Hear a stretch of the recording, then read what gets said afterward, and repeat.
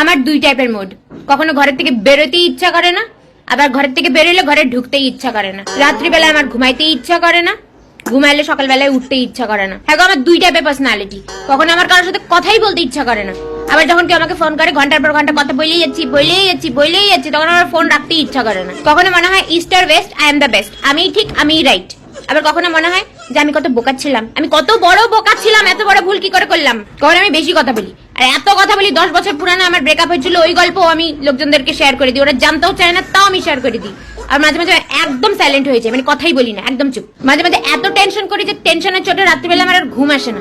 মাঝে মাঝে আমি একদম কেয়ারলেস হয়ে যাই, যা হচ্ছে হোক আমার ফারাক পড়ে না। কোনো খাবার যদি আমার ভালো না লাগে তাহলে আমি ওটাকে পাতেও নিব না, আমি মুখে দিয়েও দেখবো না।